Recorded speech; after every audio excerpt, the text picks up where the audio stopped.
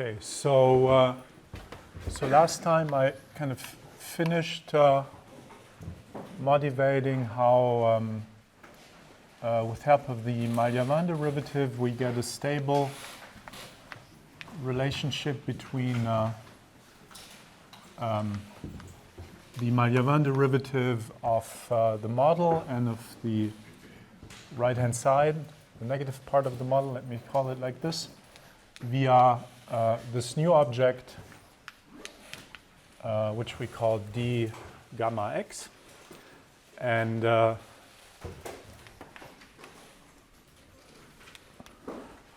this was a completely kind of conceptual use of the Malliavin derivative. And in fact, although I didn't argue this here, Markus Tempelmeier showed that this can also be used to really show that the limiting model is unique. So it really gives kind of a characterization of the model after you've removed the regularization, after the counter terms C have exploded. You can use exactly this to define your model, while I recall this relationship then is certainly no longer available, because that's gone through the roof because of several reasons, in particular this and that. So that's the perhaps conceptually the most interesting part. But then we also use the Malliavin derivative to get the uniform estimates, and so that's what I want to tell you now. So a bit more about the analytical estimates. And in fact, so we combine the Malliavin derivative with the spectral gap.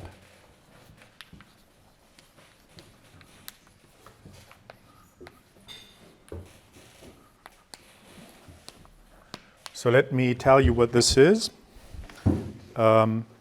So recall that the assumption we made when formulating the main theorem that we have that the Gaussian, the centered Gaussian, but no, we don't need the centered for this. The Gaussian ensemble of Schwarz distributions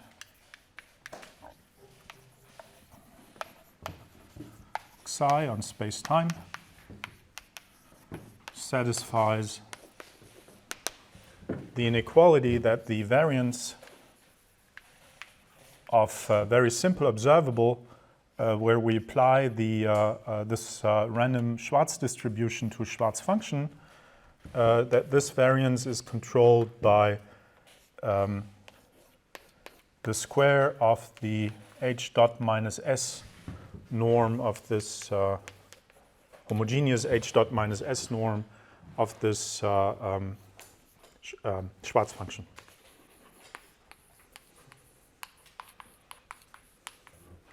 That was the assumption we made in the theorem, and a consequence of this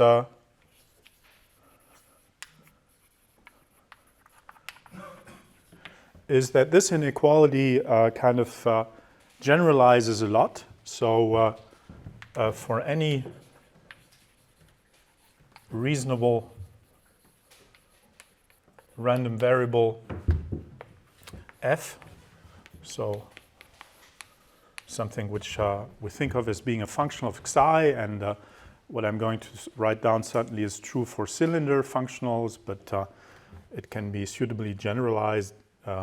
So we know that the variance of f is estimated by a quantity that involves the Malliavin derivative of f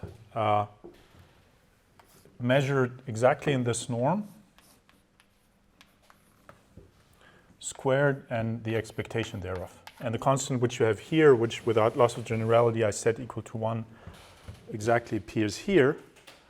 And that's the That's the spectral gap estimate, which is essentially the main analytical tool, the working tool we're using.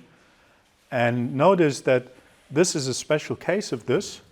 So it's really a generalization. You just have to take as your random variable this very simple cylinder function, which just is given by this in a certain sense linear functional.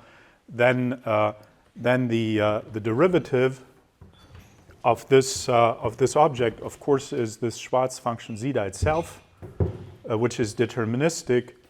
So the expectation drops away, and you're ending up here. So that's this assumption is really contained in this one, and that's what we're using. And in fact, this is why in the end we don't really rely on Gaussianity. All we really rely on is having this type of estimate. So the way we use it is as follows. So recall that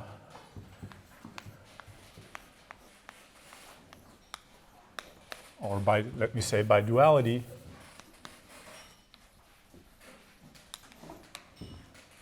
we write this norm here, or if we square it, we could actually also address it as a carré du champ.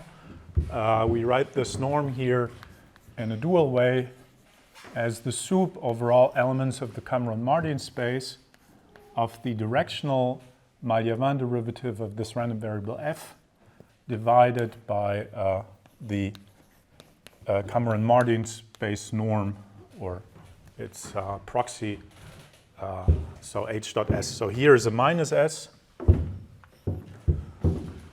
Here then you get the s. And remember that we are always here working in the regime where s is strictly between 0 and 1, so this is kind of a fractional positive Sobolev space. And in fact, what we're not going to use so and why is it called spectral gap inequality? It's also called, I mean, if you prefer, you may also call it a Poincaré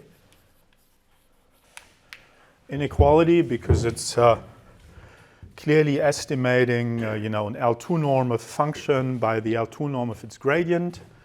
The difference is that now your space is not, or let's say it's the Poincaré inequality with mean value 0, because it's not the full L2 norm, it's the full L2 norm, it's the L2 norm of the fluctuations.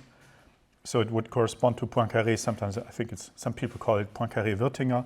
So it corresponds to Poincaré, but not on kind of the torus, but in the probability space, in the general probability space. And in a certain sense, all the interesting structure, of course, resides in what norm you're allowed to, or what norm you have to put there. And as I motivated, because of the scaling invariance of the noise, or the scaling invariance of the noise in law, the right or the appropriate or natural norm to put there are these parabolic fractional Sobolev norms, homogeneous fractional Sobolev norms, which I defined a couple of days ago. So this is why it's called a Poincaré inequality. It's also called a spectral gap inequality because once you have this Dirichlet form, of course you can define a stochastic process on your space, and then this constant here bounds, or 1 over this constant bounds the spectral gap of the generator of this stochastic process, which would be some kind of infinite dimensional Glauber type Laplacian. So this is where the language spectral gap comes from. So it's up to you which one you prefer. Yes? What is little f invariance of little f big F? Last line in this expression. Oh, off, sorry.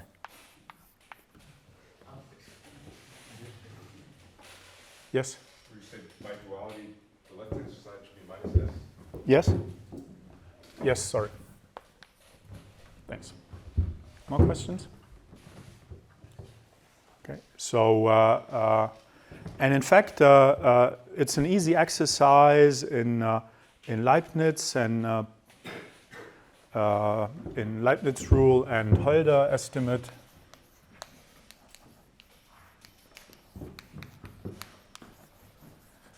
There's also an LP version of this. So you can show that if you look at the fluctuations, so f minus its expectation in the stochastic LP norm, then this is estimated with a constant that very explicitly depends on p and blows up as p goes to infinity, that this is estimated by the expectation or by the stochastic LP norm of the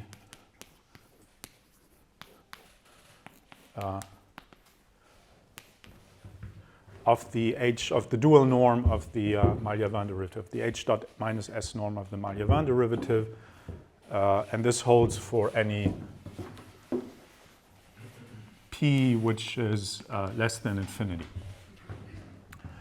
Okay, so that, and in fact, so perhaps the proof is easy if p is an integer. Without loss of generality, let's think of p as being an integer. Or even an even integer, I think then the proof is even easier. So we're going to use it in this form, and actually even in a slightly different form, namely plugging in this definition, I can write the right-hand side as, so this here, if I plug in this definition, I have an expectation, and inside the expectation I have a soup, but I want to get the soup out of the expectation, which means I have to allow these elements of the Cameron-Mardian space, in fact, to be random. And if I do this, I can take things out, and here I would get the dual stochastic norm, 1 over q, of the Cameron-Mardian space norm, h dot s, where 1 over p plus 1 over q is equal to 1. And that's even not the final form. I'm going to use it, as you may be well aware of when you play around with the dual norms. Sometimes it's convenient not to look at a ratio, but to fix the denominator to be equal to 1. That's what we're going to do. So we're taking the soup over the expectation of the Malliavin derivative over all random elements of the Cameron-Mardian space, which are normalized in this norm. And then I don't have to put this 1 over q here, which are normalized in this sense. And in fact, we're going to make our problem slightly more difficult because that's more convenient for the induction.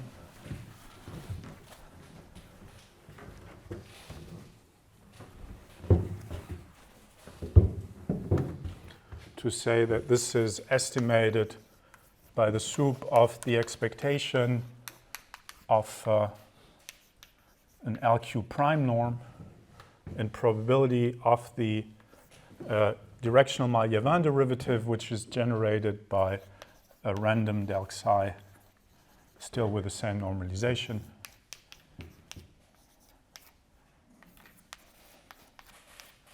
H dot s is less than 1, where we think of this q as being q prime being larger than 1. We cannot go all the way up to this q, so we just always think of q prime being strictly less than q, and q, because of this duality here, we should think of being less than 2. So the task will really be the following.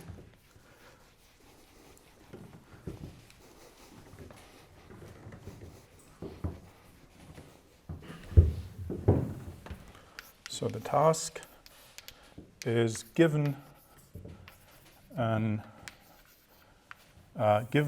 random del psi with, well, again, I don't have to put this here, which is controlled in this space, less or equal to 1, we consider the random variable we're interested in. So the random variable we're interested in, the only one we're going to ever apply the spectral gap to, is take the negative part of the model, look at some component. That's a distribution. So we have to mollify it on scale r, on parabolic scale r, on the length scale r. And we evaluate it, and we're doing the impoverished thing and just evaluate it at the 0. And that's the random variable. That's the only random variable to which we're going to apply spectral gap. And so the task is that we have to estimate some LQ prime norm of the directional Malliavin derivative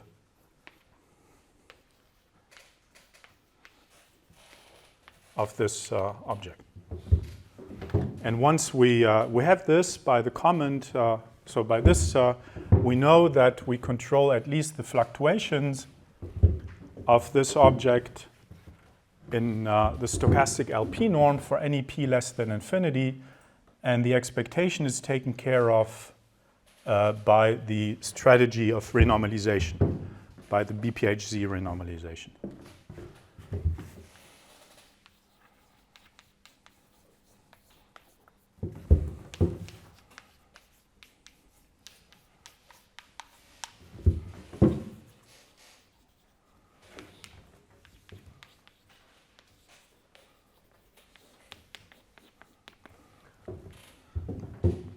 So that's the way we're going to use spectral gap, and that's the kind of quantitative way we're going to use spectral gap in Malliavin derivative.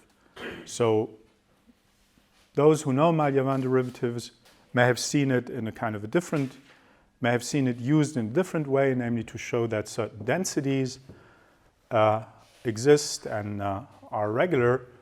We're going to use it in this much coarser, in this much less subtle way, just to estimate algebraic moments of a random variable. So that's perhaps less prominent use of the spectral gap inequality, which, however, is extremely convenient here. Can I ask about Yes. the regularity line? So on the right hand side, the delta n, is it a norm or just like this? P1 delta n is a number. Where? Yeah, the duality on the right hand side. Yes? Is delta f just a number? Delta F was, so delta F was the thing which I defined a couple of days ago. So that's the, so remember that I told you you should think about the, you should think about the Malliavin derivative as follows. So, so a random variable is really nothing else than a functional of the noise. And the Malliavin derivative is essentially the Fréchet derivative of f. And this del f was always the notation for considering the Malliavin derivative and evaluating it against an element of the Cameron-Mardian space, right? I mean, if you remember your calculus course, if you have a function, then the natural derivative is a linear form. The Fréchet derivative is a linear form, so it acts on elements in the Cameron-Mardian space, and the del f denotes the directional derivative of in direction of this element. Yeah. So here, this is a norm of a linear form, and therefore, and then you represent this linear form as an element of L2, and therefore you get kind of the dual norm here. So, more questions? So it's like the right hand side is now a function, but the left hand side is a norm. So this is exactly what you would do if you have a Hilbert space, and now you want to define, or you have a Banach space, and you want to define the norm on the dual. Should the numerator be del f acting on del f? Yeah, but that's my notation. I don't make that explicit, right? That's, again, I'm using lean notation because otherwise you and I would get tired by writing things down, that's the notation. That's implied that del psi leads to del f. Yeah. So this is something you're very familiar with. It's just the way how a primal norm and a dual norm, a primal norm on vectors and a dual norm on linear forms are related. More questions?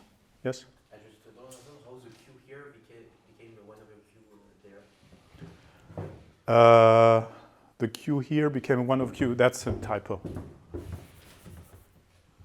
Should be here. Thank you. More questions?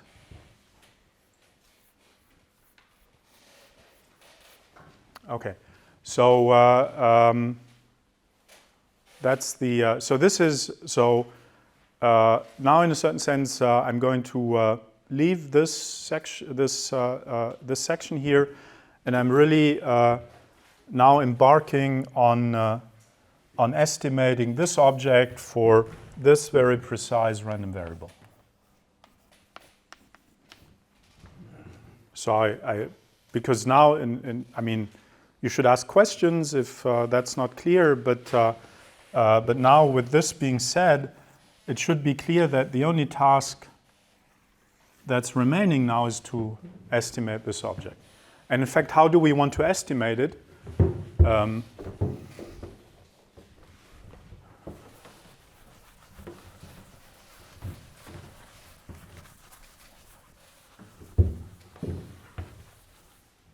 How do we want to estimate this, right? I mean, we're aiming at the estimate that the random variable itself, so this object in the stochastic LP norm, that this one is estimated by R, and it's always with a minus, is estimated by R to the power alpha minus 2. In general, if we have an x, homogeneity of beta minus 2, if we had an x here, that was the expression alpha minus 2 R plus X beta minus alpha. This is how it was stated in the theorem, and that's a special case. That's something which, at some point I called the impoverished case. So since we're aiming at this, our task is, so since we are aiming at this, our task is to show that the Malliavin derivative of this object in the 1 over Q prime norm, in the Q prime norm, in the stochastic Q prime norm, is estimated in an identical way for any random del psi which satisfies this inequality.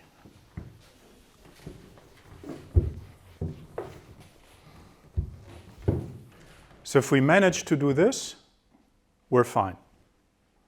I mean, we're fine, at least we proved this here, because again, the expectation is taken care of, essentially taken care of by the choice of C.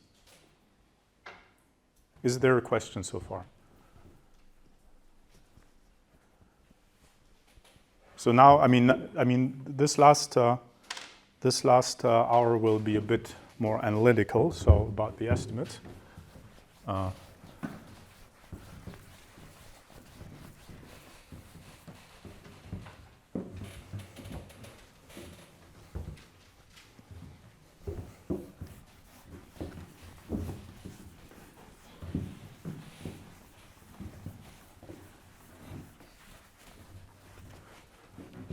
So let me now give you kind of at least an outline of the proof of this, these estimates. So that's section 10. Yes? I think you said this, but I wanted to clarify. Is the Poincare inequality, is that an assumption or something that you... So in the Gaussian setting, like these generalizations of white noise, it's automatically true. That's what I said in the beginning, that if you make this assumption that these variances are bounded as if your Cameron-Martin space would be exactly this H dot S space, but that doesn't have to be true. It has to be smaller than the H dot S space. That's the only thing you need. So if you have this inequality on the Gaussian level, then you automatically have this spectral gap inequality. But then I said, perhaps you're not interested necessarily in Gaussian ensembles. And then the only thing which I need is the spectral gap. So in the end, what I'm doing here does not rely on Gaussianity, it relies on spectral gap. I'm using the Gaussianity just as a I used it as a motivation and, because one's interested in white noise in this problem, so it's a very natural class. But in the end, it doesn't rely on it. It relies on spectral gap. More questions? So like in fact the spectral gap has to be proven for a more general gap. For more general ensembles, it's, you have to assume it.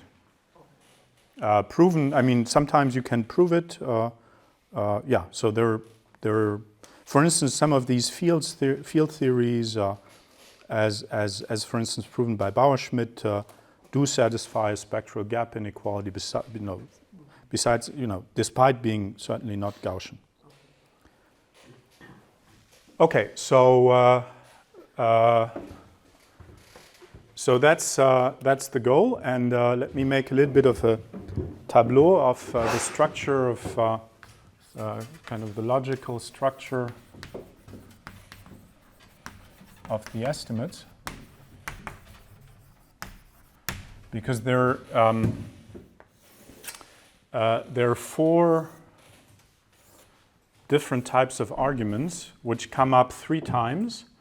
There is an argument which we call an algebraic argument, and I will explain why we call it like this, or in a certain sense, you almost have seen it if I had taken a different route last time. There is the what's called the reconstruction. That's jargon from regularity theories. That's what's called the integration. That's also jargon from regularity theory. And there is a 3-point argument, which is a little bit our jargon. And so there will be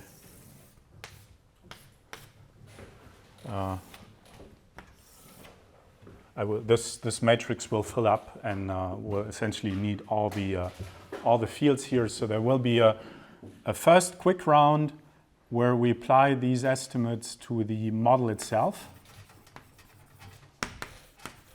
There will be a kind of a second round where we apply it to the Malliavin derivative of the model.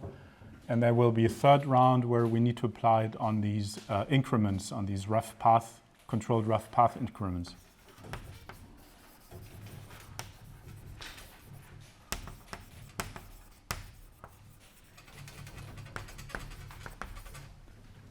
That will become clear what I mean. So, but let's start. So the first remark is that this here is impoverished. We want to replace it by x. So star is impoverished. Want to replace 0 by x, which means we're interested in the true statement of the theorem where here was an x, and then this expression was getting a little bit more complicated because also it involves an x. And how do we do this? We use the fact that pi minus can be written as gamma star x of pi x minus. That was a trick I think I already showed at some point. And therefore we can move the origin, or we can move this. So if we put an x here, we can move the base point, which is the origin, into the point x, and then use this impoverished estimate. And in order to do so, we need to estimate, we also need an estimate on this object. And, so perhaps I should say something before. So we run an induction over multi-indices. And before doing so, we discard easy multi-indices. So we don't need to consider, so how do I formulate this? Enough to consider multi-indices beta for which this expression, which I defined at some point, is non-negative. That takes out the purely polynomial multi-indices for which everything is explicit, and just leaves us, in a certain sense, with the interesting multi-indices. Then we do an induction with respect to the order, which I didn't really introduce, but which you find in the script. And there is a base case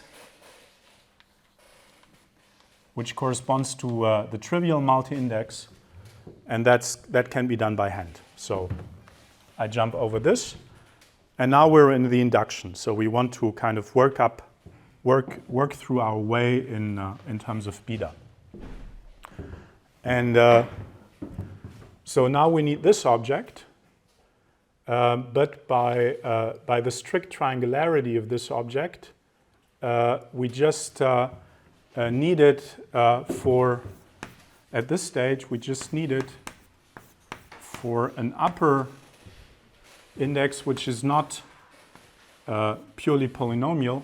And that was the language that if it's one of these index, then I write, I say that it is purely polynomial. And I write this as PP. So we just need this case, but this case is fine by the induction. That's something I didn't show you here, but believe it, it's in the notes. We would have used it earlier if I had gone linearly through the sections. And so that's enough to, with this trick, to get the entire, the non-impoverished pi x minus beta. And then we can use the fact that L of pi x minus beta is equal to Lx beta is equal to Lx minus beta plus a polynomial. But since we're looking here at multi-indices which have homogeneity less than 2, which are the interesting ones, there is no error term. So we can, in a certain sense, infer the estimate on this object by PDE theory. So that's called integration. So we can go down to here by integration. And once we have integration by a 3-point argument, and it's called a 3-point argument because it involves 2 base points, 0 and x, and an active point, we can get the remaining elements of the matrix, so for purely polynomials. So that's the argument why it's really enough to prove this here. So if we prove this, then we're done with the theorem.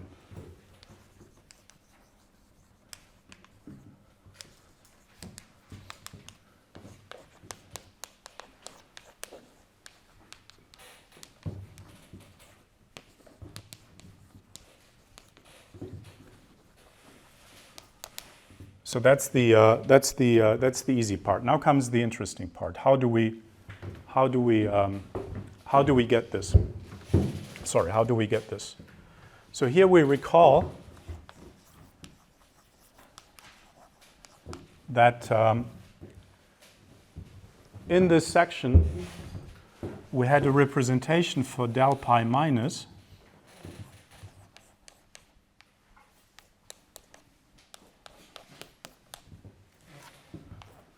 which was this one. That was the crucial kind of completely, let me say algebraic qualitative realization in this step here. Now we want to convert that into something where we can use an estimate. So I want to first argue that morally we should have that this thing here vanishes in x to order s. S was positive, and I will write it as eventually as 1 plus alpha. Why is that the case? That's the case because of the following. If I apply the operator gamma to this, L, our operator L to this,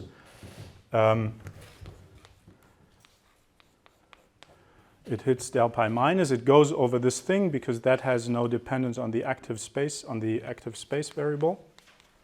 So it goes down to here. And then this here is del pi plus up to an analytic function, or in fact a polynomial. And this is pi x up to polynomial. So this is equal to del pi minus d gamma star x pi x plus analytic or polynomial. But this object we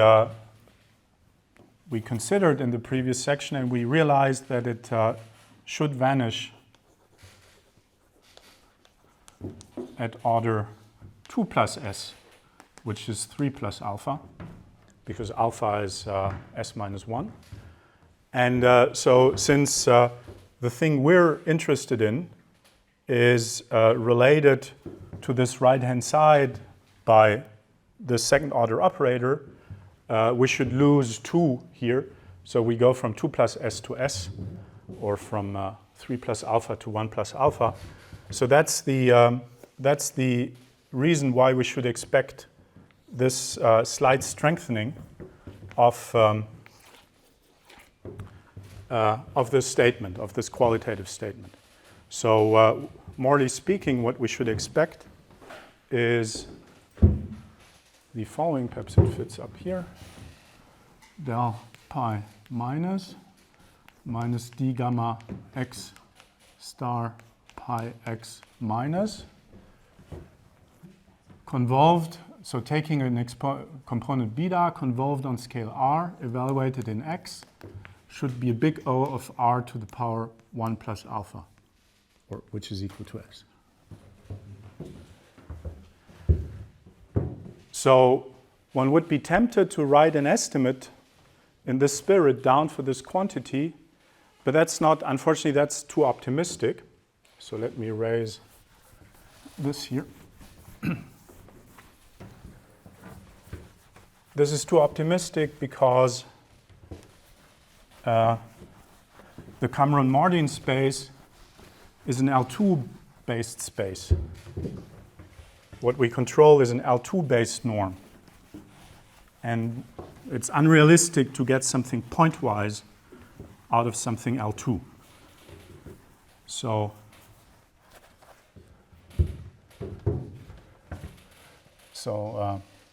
now comes, so however, so naively we would expect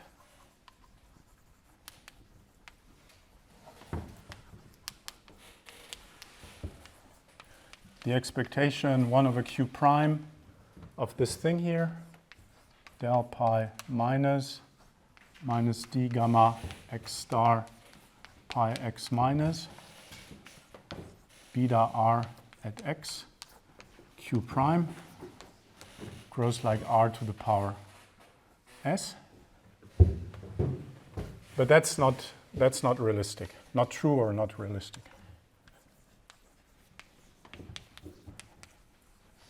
Since this would amount to a uniform statement in X.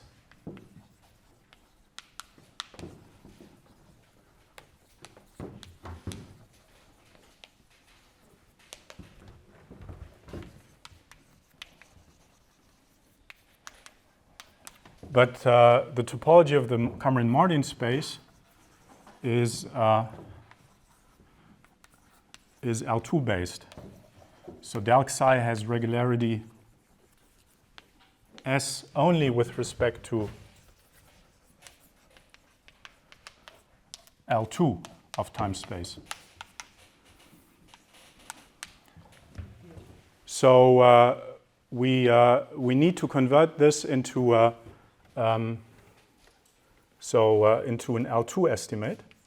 So something one is tempted to write down now is the following statement.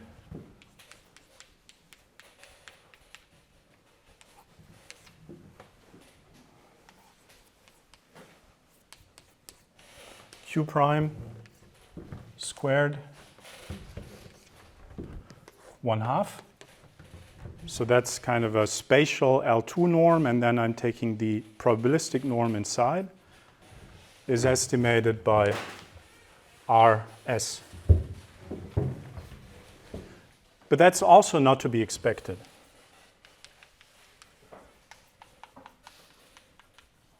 Why? Because this object is expected to grow in X.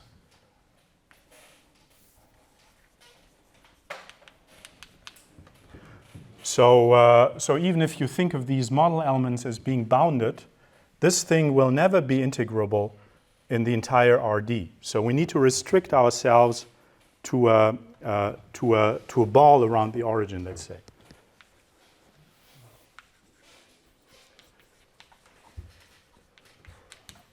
So let me call this BR. By this I mean kind of the parabolic ball of radius R.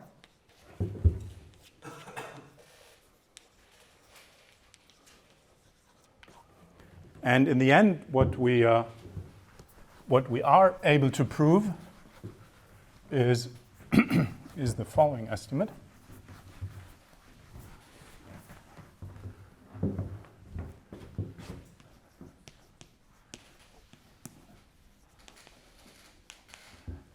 So we integrate over this BR ball in the space-time variable of our probabilistic norm of the quantity we're interested in, pi x minus beta, component beta convolving on scale little r, evaluating at x, q prime 1/2, is estimated by something which is little r plus big R, beta minus alpha. And then here we have something which I have to look up, but I will explain why it's natural.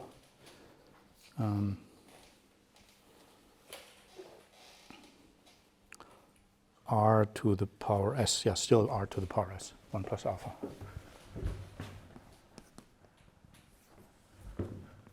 Which is s. Okay, so that's the, so I try to explain to you that while in a certain sense there is an extremely, as you will see, an extremely clear structure of the argument will emerge, the norms in which we're estimating things are a bit subtle. We're kind of forced to define the right norms, the right topologies to estimate these things in an inductive way.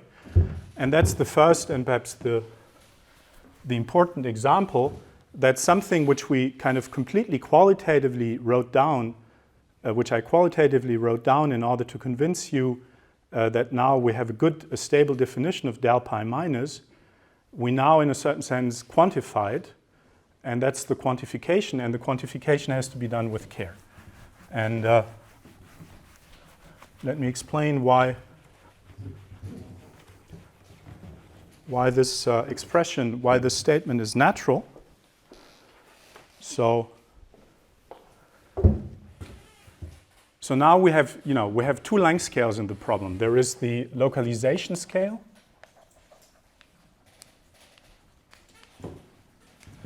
and there is the convolution or the mollifying scale. And of course, both scales come up on the right-hand side. And the question is, why are these exponent naturals? So the two exponents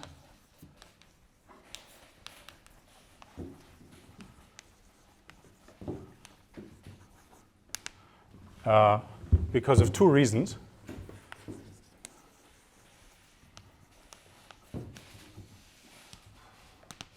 The first reason is as r goes to 0. So if little r is much less than big R, so if this convolution scale is much smaller than the localization scale, then of course this here is constant, and you recover your the desired big O of S alpha F R S or behavior, the one which we conjectured just a minute ago. So that's good that it contains this this tiny order of vanishing. Remember, S is positive but small. And the second argument is the sum of the exponents is correct.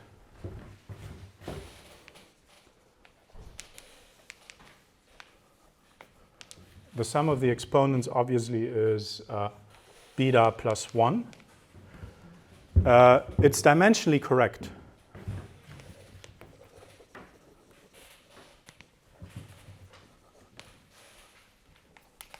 Why is it dimensionally correct? Because this object here, in view of what we want to show, remember that we want to show that this thing here, roughly speaking, so that pi minus beta r at 0 or at x is of the order of r to the power alpha minus 2 times x plus r to the power beta minus alpha. So this object here has units of length to the power homogeneity of beta minus 2. So we should pick up the dimensions of this. So that's beta minus 2. So those are the dimension of the integrand. But then we should also pick up the dimension of the integral. And so here, the effective dimension, since we're looking at parabolic time space, we're looking at a parabolic ball, is this capital D. But then we're taking a square root. So that should be d over 2. And d over 2 was just 3 for us. And this gives beta plus 1, which is exactly this beta plus 1. So in that sense, these exponents, although at first they may seem a little bit arbitrary, are actually dictated by the structure of the problem. This is what we want to capture, and this is what we have to add in order to get something that's dimensionally correct. Okay, so let me fill in this line here. So here we're looking at yeah, that's already, so in fact I have to fill it in here. So here we're looking at the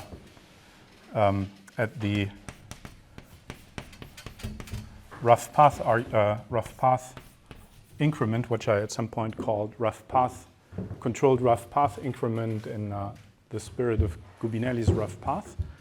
So somehow we want to go from this to the estimate of del pi minus. And del pi minus, we go to the estimate of pi minus via spectral gap. And so how do we, there's a minus here, how do we isolate this thing? Well, we need to use a triangle inequality. And we need to, in a certain sense, get rid of this spatial integration. So that can be done. Let me erase this.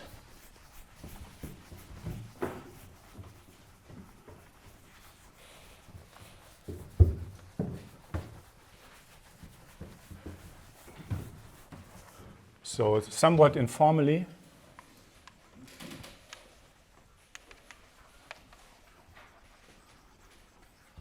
we can estimate the quantity we want, 1 over q prime del pi beta r 0 by its smeared out version.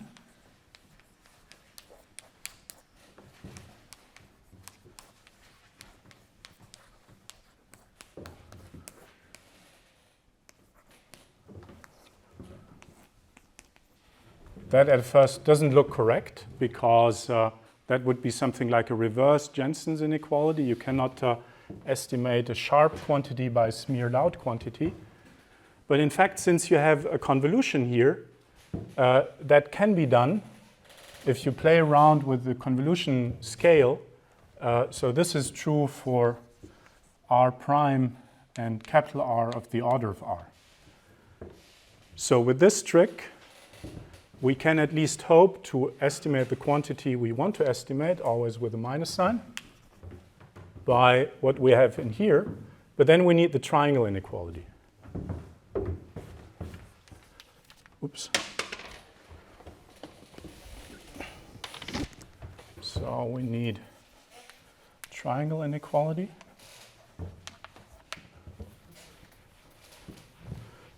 And an estimate of this term here.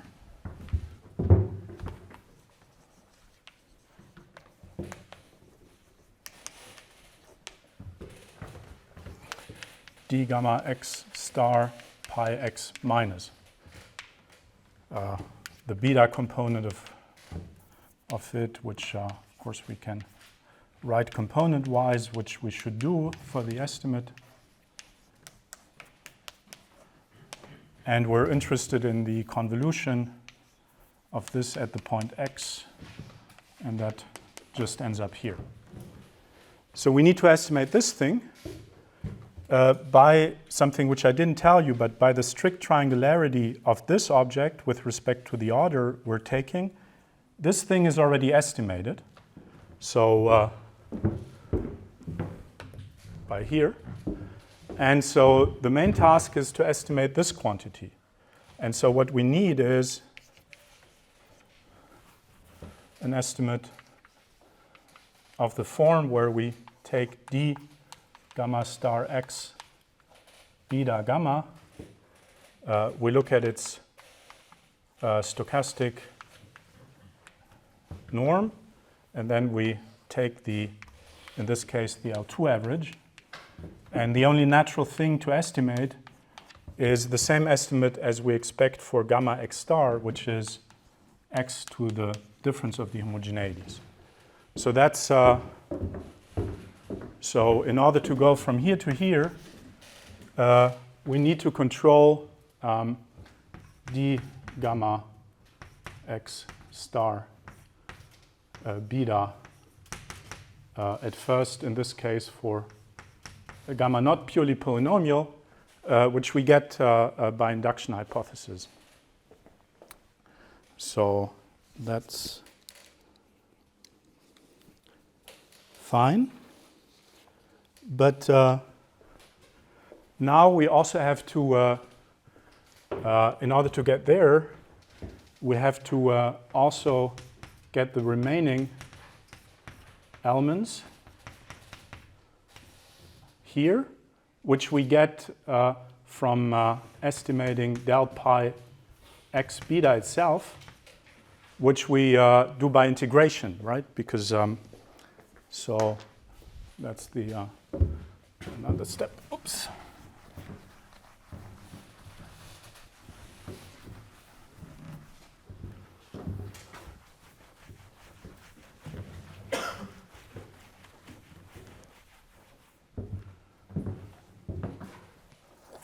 So by for this we need an estimate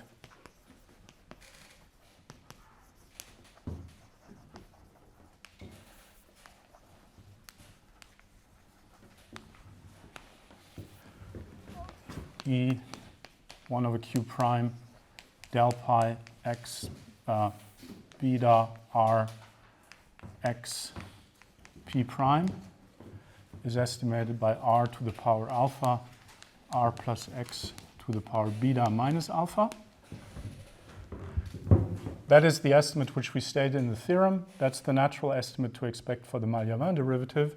This is something we get from integration.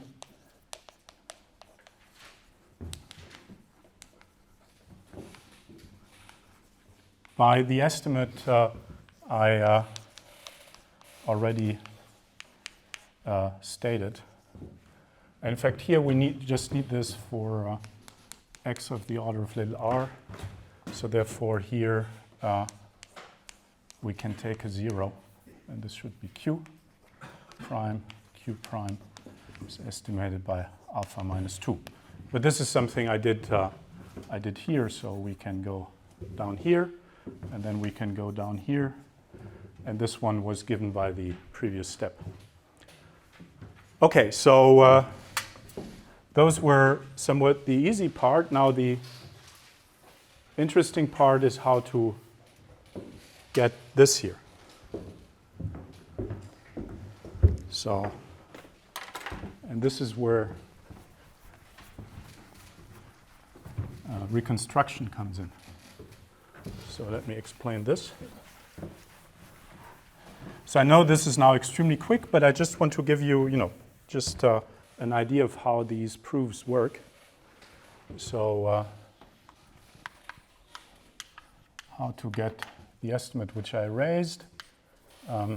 Integral over br dx e to q prime del pi minus d gamma x star pi x minus beta r x q prime is estimated by r to the power alpha plus 1 little r plus big R to the power beta minus alpha. That is the estimate which I stated, which corresponds to this field here. So how does one get this estimate? This is a kind of that's exactly the reconstruction. That's a so-called reconstruction result.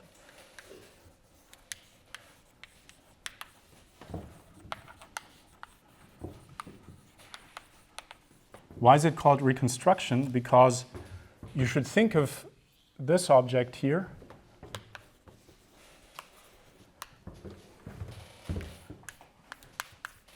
which takes in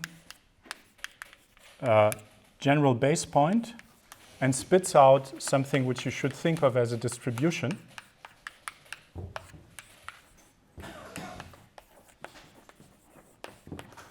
A random Schwarz distribution. That's something like a germ.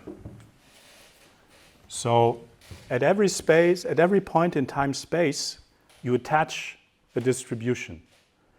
And now the question is, does this define a global distribution? Does this reconstruct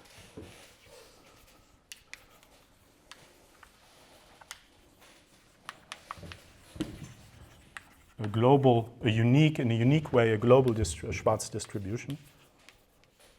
If it does so, it's clear that it must be del pi minus, because we know that this is equal to 0 at x equal to 0.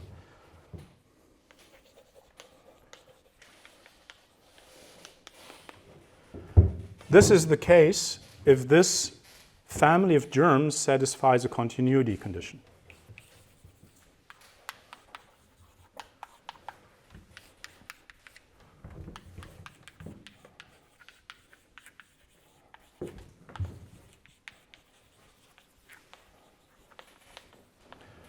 It's kind of pretty intuitive that it will not be possible to define a single distribution by germs which are completely, which have no coherence. So the germs should be kind of close, should be close to each other if the distributions are close to each other.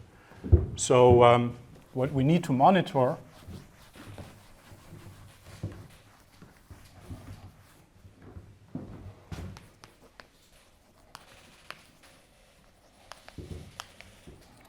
the increments.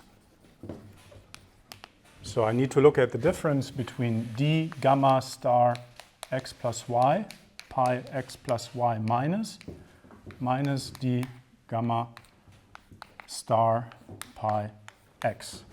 And I want this to be small if y is small, right? That would be a way of expressing the continuity. Now we know that this here can be written as gamma x minus star. Let me see that I make this correct. So I want to go from gamma x plus y star gamma x minus star times, no, that's still the wrong order. Okay, let's do it on the side. So I know that pi, I can write pi as, or pi minus, this is all with pi minus, I can write pi minus as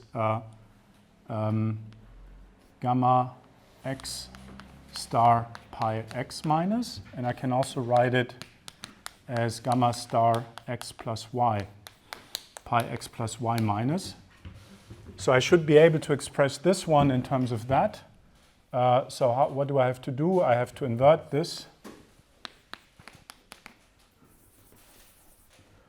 And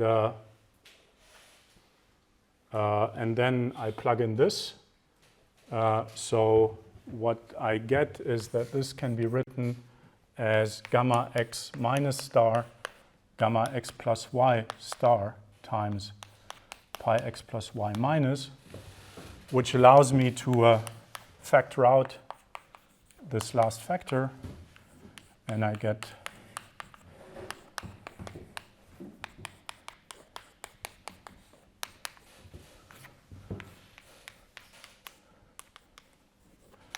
this expression. So since we kind of believe that we already are in good control of this quantity, what it really boils down is to understand this here. And so the estimate we need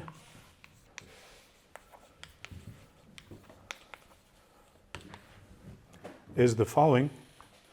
Again, it's an integral over br dx expectation 1 over q prime d gamma x plus y star minus d gamma x star gamma x minus star gamma x plus y star beta gamma component thereof. That's a number or random number q prime. Square it, take the square root, and what we show is that this is less than y to the power minus gamma plus alpha plus 3 times y plus r to the power beta minus alpha. So again, these exponents are, one can argue that they're natural, and that's kind of what I need here. So let me fill this expression, let me put this expression here.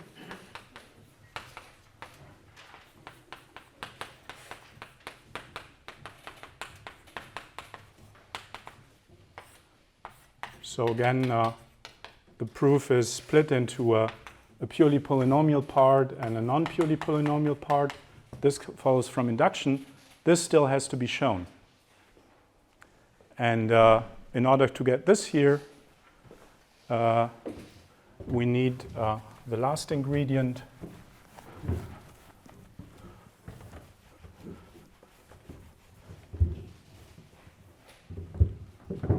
So for this, we need the proper quantification of something I wrote down last time, namely del pi minus d gamma x star pi x. R at x is of the order of r 2 plus s. And not, in line with what we did, the right way to formulate this is the statement, again, you have to smear it out on a localization scale r. Of course, we take the probabilistic norm inside. We look at component beta, mollifying with r. Look at x, q prime, take the square root. This is estimated by, this by the way is 3 plus alpha. This is estimated by r to the power I have to look it up.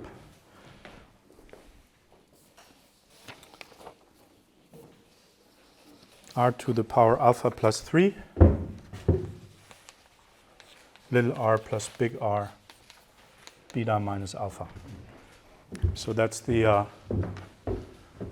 last thing I have to fill in here.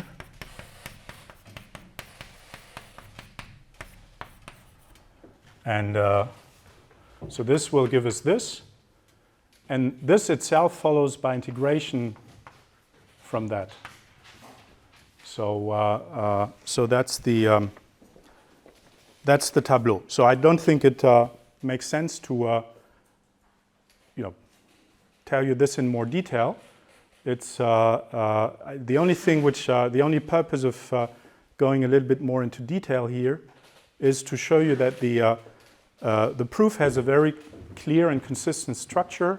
There are always the same modules. You could really write, in a certain sense, a computer program. You could almost write a computer program for it. It's very, it's automatized in this sense. And in order to be able to do so, it was extremely convenient to introduce these algebraic structures, right? Not only did this allow for a very compact notation, but it also allows for a very compact proof. So all these things which I introduced last week now pay off. I mean, not only was it kind of the right intuition, but now they pay off in organizing these proofs, because I think at least I would lose any orientation if I didn't have kind of this more compound or more compact view of these objects one is estimating here.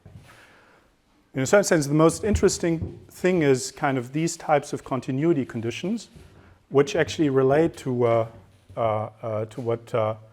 Martin Heyer does. So those are kind of, in a certain sense, what you're looking at here is something like a model distribution.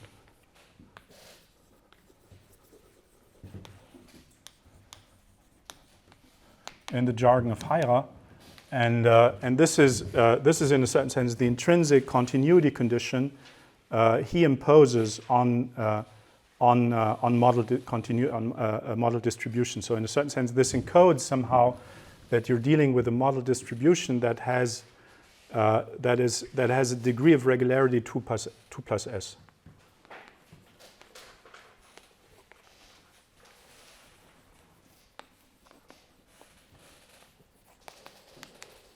And the funny thing is that while in the usual way of using regularity structures, these objects only come in this deterministic, in this pathwise analysis.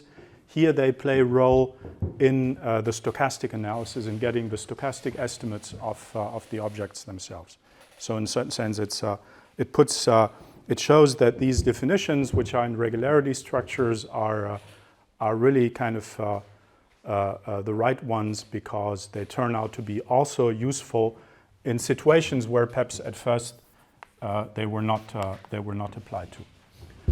Okay, so let me stop with this very technical part, which I purposely did at the end, and let's rather answer. If you have questions, I'm happy to answer questions before you clap. Because there's still some time. Yes. What is the eta? Is there an eta? Here?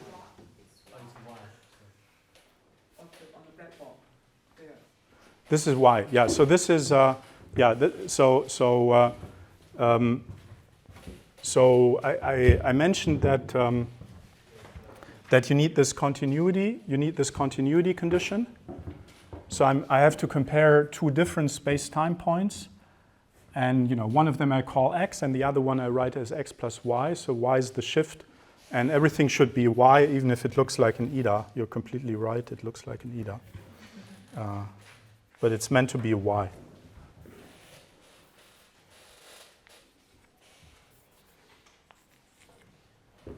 More questions? Yes. You mentioned the continuous conditions here. Yes. In the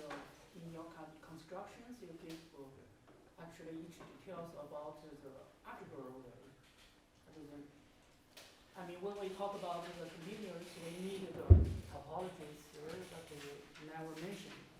That's correct. So in a certain sense, until this part of the course, I never really introduced the right topologies. Now here I finally did, right? And I said they're in a certain sense dictated by the structure of the problem. So in that sense, let me write it down again. There was so on the purely qualitative side. So yesterday, on the qualitative side, I said that we get this robust representation of the crucial part of the model, or rather its Malliavin derivative, with help of this d gamma x star by this identity. Right? That was the second part of that was the second leg of this map. And yesterday that was a completely almost algebraic statement, and we proved it. We proved that it kind of is consistent. You know, just by using algebraic rules, we proved that this is consistent. So I should put a beta here, because if beta is not equal to 0, there's also the del psi here, but the del psi goes away if beta is equal to 0. We proved that this follows from del pi minus dx star pi x del n at x is equal to 0 if the length of the derivative is less than 2. So that was in a certain sense related to the first leg of the... So yesterday was completely kind of qualitative or almost algebraic, in the sense that I told you this identity determines this object, and this object in turn determines this identity, this object. And that was kind of the what we worked hard for to get this stable representation. Now today is all about quantifying this. So instead of saying that this object vanishes in this point, you say that it actually, in the neighborhood, it's already small, right? So the first thing I said, well, morally speaking, what you would expect is that this is big O of Rs. So this is already saying more than the purely qualitative thing. It's saying that it's not just vanishing at this point, but in fact, you know, it's a distribution which becomes small near this point, right? That was the first step. Then I told you this is nice to state, but we cannot really expect that this is true, because this is something which is written for every x, and that's not compatible with the fact that our driving input, which is the element of the Cameron-Martin space, is not something which is in the Hölder space CS, but it's something which is just in the fractional Sobolev space. So such a uniform statement is not. We cannot expect to get this uniform statement out of this topology. So therefore I said, okay, well, let me not erase this. Therefore I said,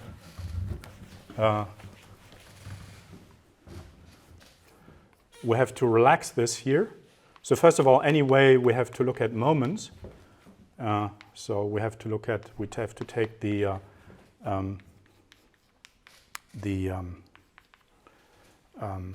stochastic norm here, beta r x q prime. And then we have to, instead of taking the sup over x, that's not the right topology, we have to take an L2 norm in x. So the first thing which I wrote down was this one here, saying that this is controlled by r to the power s. So that's more realistic than this one here, because it's more in line with this topology. So that was the first important insight in trying to topologize these algebraic statements. But then I told you can never expect, unless beta is equal to 0, or for special betas, you cannot expect this, because this thing will grow. After all, remember that the estimate on this thing was, the estimate which we establish on this thing is E 1 over q prime d gamma x star beta gamma q prime 2 1/2 BR average is estimated by r to the power beta minus gamma. So in a certain sense, we expect that this quantity here grows in x like the difference of these homogeneities. So it's something which grows, even stronger than linearly.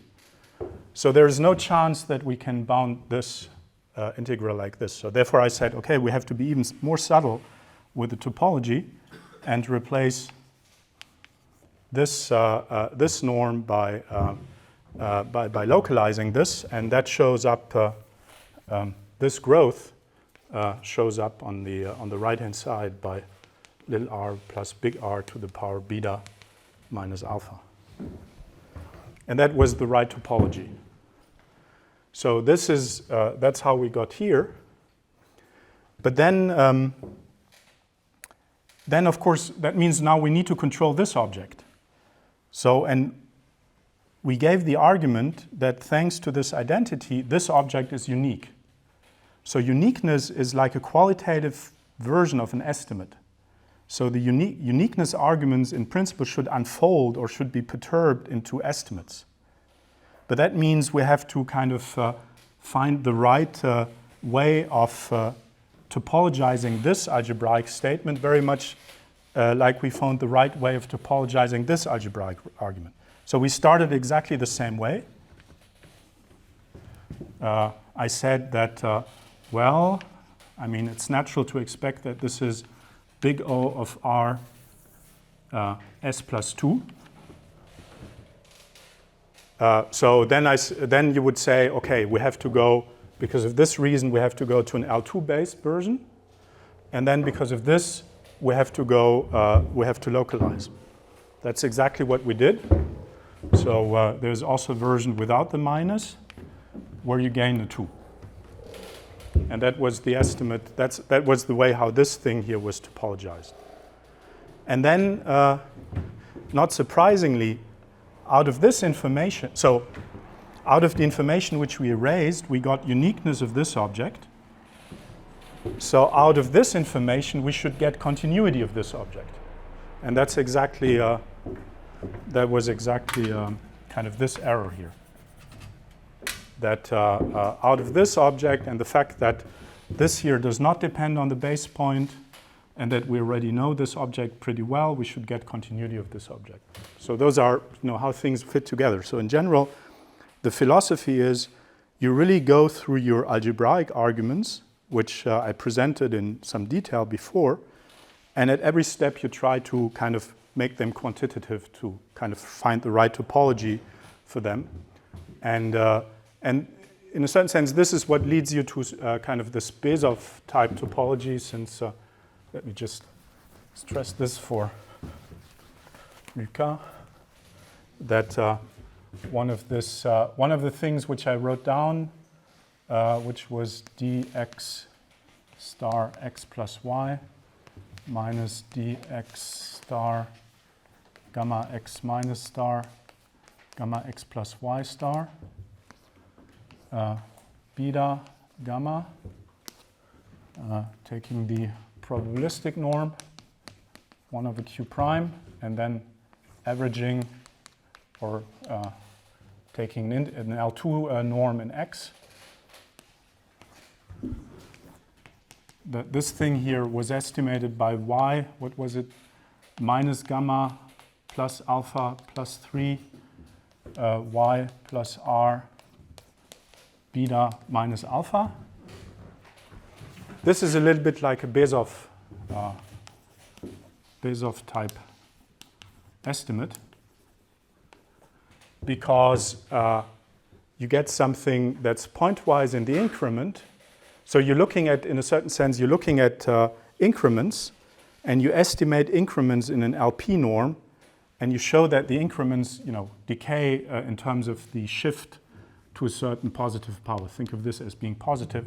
So this would be an estimate in the space where you look at the homogeneous Bezoff space with the regularity minus gamma plus alpha plus 3 with the spatial integrability 2 and the second index infinity. But then, of course, there is the stochastic norm inside. So there is an L. So this is with respect to psi, there is an L Q prime inside. So it's one of these annealed spaces. So it's, if you want, you could call it an annealed Bezoff estimate. But then it's also localized. So in principle, I should write the BR LQ prime here. So if you like spaces and norms, you will find plenty of stuff here, but sometimes I find it clearer to write down just the estimate without defining norms. More questions? Yes? So can I say that, like, to read the logical structure of the estimate, so like the first step is count about the uniqueness thing. You said the algebra things to prove the uniqueness, and then the three lower part is all about how to estimate things. So, right, let me see. So, so this is in a certain sense quantifying the uniqueness of this object. So saying that this object is determined by that and what we know about this, that's here. This is something, after, in the next induction step, this is something we need to get an estimate of this via this continuity, because this, only this estimate allows us to carry out reconstruction, but now we're already in the next induction step. And reconstruction, the output of the reconstruction step allows us by integration to estimate this thing. So this is kind of one of an inside loop of the proof that you loop through this here or through all of these four. But then you use it, eventually. So this is in a certain sense hidden inside the proof. The statement never mentions these things. Those are inside the proof. You have to work on the level of these controlled rough path things. But then you use them, you try to push them towards what you're really interested in, which is this line. So you try to go from the estimate of this one to the estimate of that. That means you need control of this, which means you need control of this. This here you get, again, by the same loop integration 3-point argument, right? And then from here, you jump over here with help of spectral gap. And then you go through here. So the diagram is, the flow chart of the proof is a bit intricate, but roughly speaking is what I said. More questions? Yes? It's more of a general question. At the very beginning of the lecture, you mentioned one of the construction is to find a canonical representation of the solution member. Can you comment a little bit how that problem is being addressed? Okay, so I didn't really address this here, but I mentioned that there's work by Markus Tempelmeier who shows that with help of the Malliavin calculus, not only can you prove that you can give a unique sense to a limiting model, you can also show that any type of reasonable approximation converges to that object. So it doesn't matter what type of ensemble, it doesn't have to be a Gaussian ensemble, it doesn't have to arise via mollification. So in a certain sense, if you have a sequence of ensembles which converge in a distributional sense to the limiting ensemble, then the models converge. So that's a strong way of saying that this construction is unique. But the caveat is that for this uniqueness result, we need that S is irrational. As soon as S is rational, and s equal to 0, s equal to 1/2, and so would come naturally up. Then there is a degree of freedom which comes up in logarithms. And that's actually the interesting, so I mean that's something Lucas and I are discussing, how to incorporate situations in which you don't have a pristine scaling but logarithms, how to incorporate that into this framework. And then you get a degree of non-uniqueness, and of course you have to understand that degree of non-uniqueness or this degree of choice in your parameterization which comes up in these cases, in these rational cases. That's a long answer for a short question. More questions? Doesn't seem to be the case, so then let's stop here.